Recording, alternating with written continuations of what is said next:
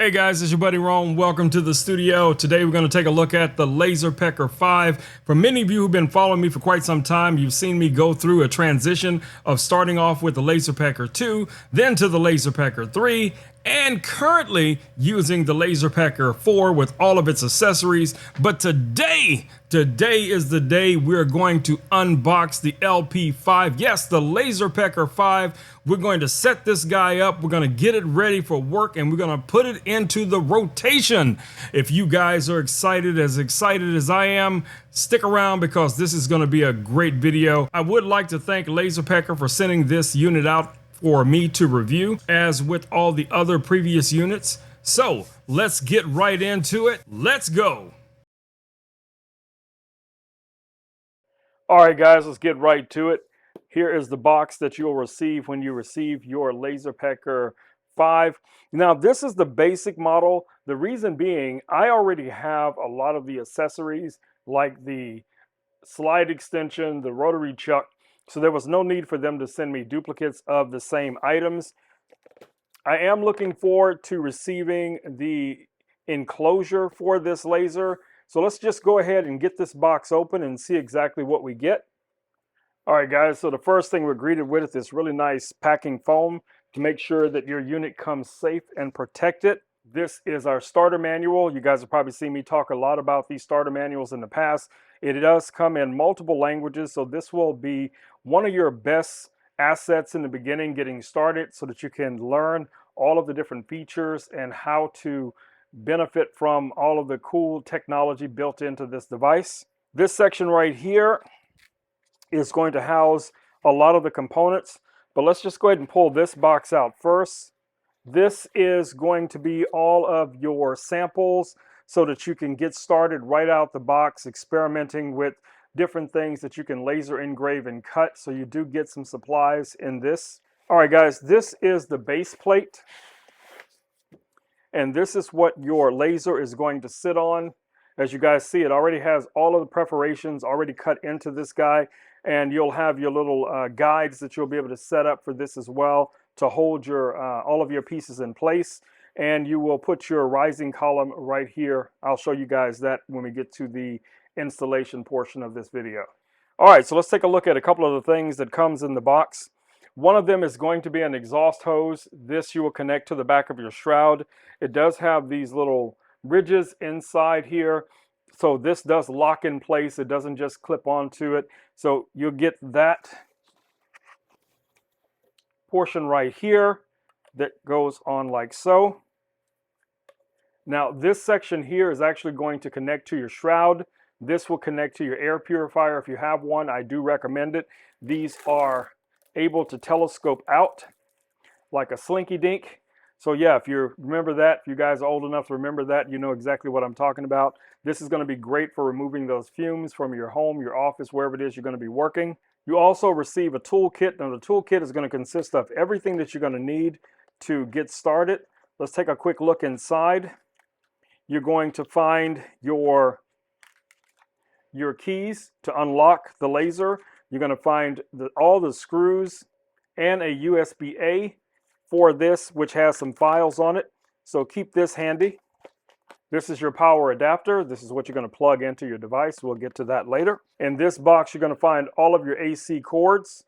In this box, you will find all of your USB cables. You will need those to connect. For your personal safety, they do provide you with laser safe glasses. So that's really nice that they provide this with every one of the units. All right, let's see what we have in this box. This is your cutting plate. This will help protect and align for cutting inside of the device. Wow, gold, I like that. Here is the new and improved shroud. Now this one has the magnetic front section.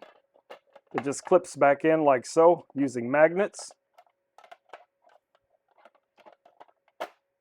Like that. This connects using two screws. I don't know if you guys can see those two screws in there, but I'll show you how those work when you get ready to mount this. This has the upgraded fan. This fan now has a blackout section here to prevent any stray light from being able to escape from the shroud. Here is the fan here on the back. This is how you're going to connect your vent hose right here. And your USB-A for connecting this directly to the laser in order to provide power to it. Okay guys, so this is your riser. You're going to attach that to the base plate that we looked at in the beginning. It only takes 4 screws to connect this, and we're just going to line this up and set this up here in a little bit. This is much heavier and larger than the base plate riser for the Laserpecker 4, and you guys will see that. I'll show you guys a comparison of the 2 units. And here is the main event. This is the Laserpecker 5. Here's the rear section. As you guys can see, we have inputs for everything. We'll discuss all of these inputs here as we go forward. Here's the underside of the laser. As you see, your lens is covered. You have a removable door here for cleaning.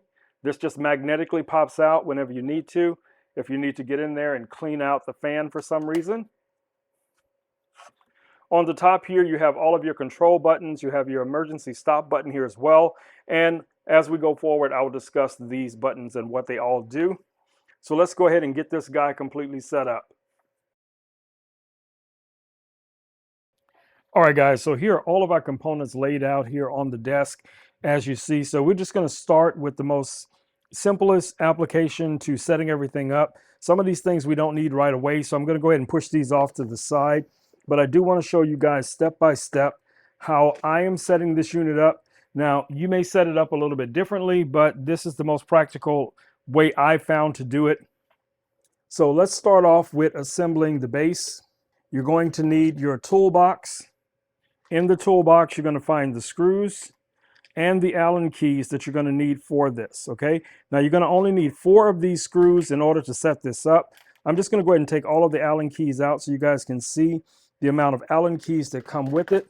They're going to come in 3 different sizes, so you'll use those for a variety of different things, but for the screws, you're going to need your larger Allen key. Now, to set this up, the easiest way I found in the past to set this up is to just start off by just lining everything up and then adding your screws one at a time just to get a little bit of tension onto it, and then at that point, go ahead and tighten them down all the way.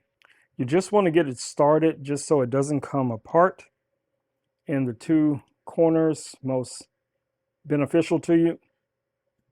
And it'll take some of the weight off of putting this together.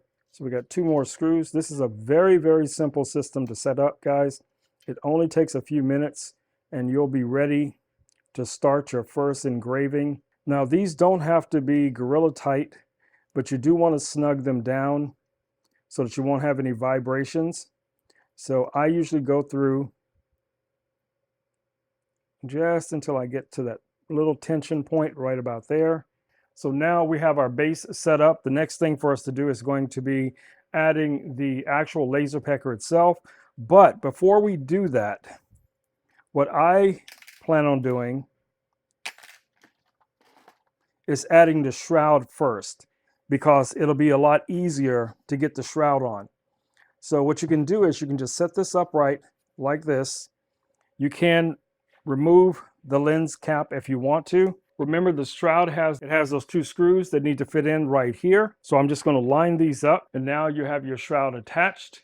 You still have your cable accessible here to be able to plug it in the back when you're ready. And you still have your lens cap on the unit as well. Now remember to remove that lens cap before you get started. Let me show you guys the lens cap. So here's our lens cap. As you see here, it has this little piece of tape on here, but most people will probably leave this on. I have a tendency not to leave the lens cap on for any reasons, but it's all up to the individual. Okay, so at this point, we're going to secure the laser to the top platform here on the base. This is very easy. You just want to support it, and you just want to make sure that that is well secured. And at this point, you can plug your fan in, and you're pretty much ready to start setting it up and connecting this to power. All right, so you have your power adapter.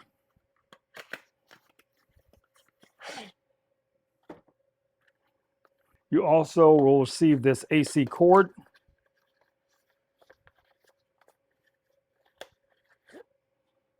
Connect these 2 together, like so, right here on the very back of the unit.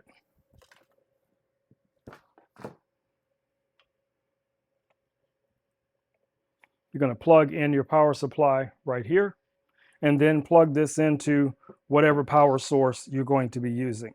You will need this key in order to operate the laser. They provide you with 2 of these keys, and to install the key, you're just going to turn the unit around, and you have your key hole right here. This is a micro HDMI, and that plugs in just like so.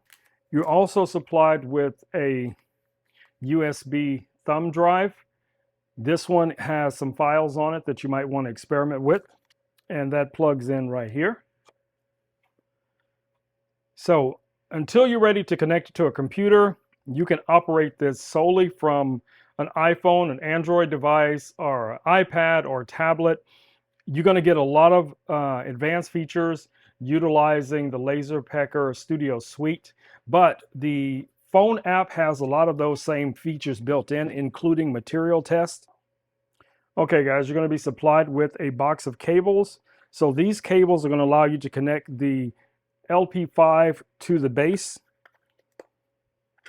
and to other accessories. So here in the box, you also receive your guides for setting up things like coasters and things like that, and the little thumb screws that come with it. But for now, the only thing we're concerned about is connecting this guy to the base. So you're going to get 2 different lengths of cables, as you guys see here. One is 1.5 meters, 0.6 meters. All right, so let's go ahead and plug this in. So the USB side of it goes into here. This shorter cable will be sufficient. Let's just plug that in like so. Then we're going to plug that into the base like so. So technically now, once we add power to this guy, it's going to be ready to work. So let's go ahead and do that. Let's plug in our power supply. All right, so now we have our power plug plugged in. Everything is turned on. We can now lower the head.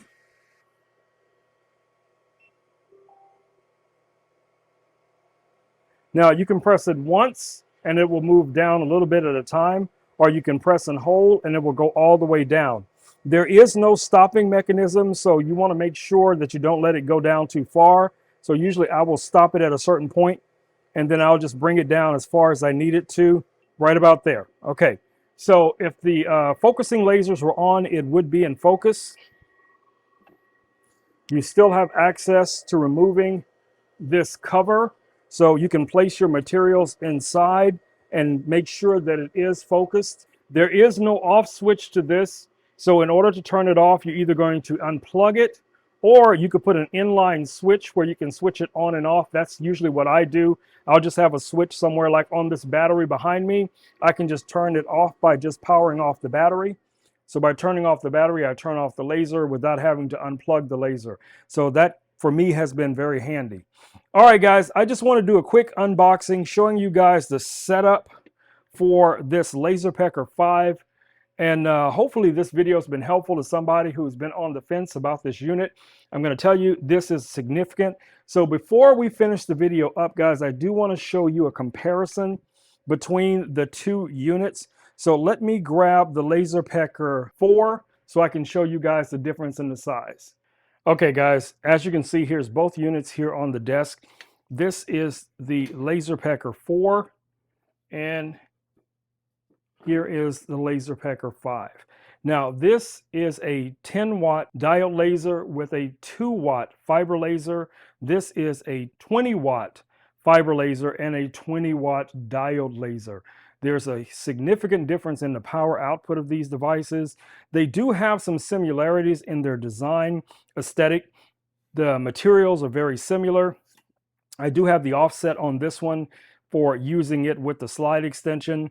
You won't need that offset for using it with this one for the slide extension, because they actually go in a different direction, as well as the rotary. So depending on which accessories you're going to be using with these lasers, it's just going to be a matter of configuring it in the right directions so that you'll get the best results. In a nutshell, I am very excited to put the LP5 through its paces. I have been using this unit here for over a year, mostly for a lot of my live streams and creating content for my clients, and also producing laser engraved photos for a lot of my photography clients as well, and using these devices for small businesses for creating things like metal business cards, coasters, water bottles, all of that kind of jazz.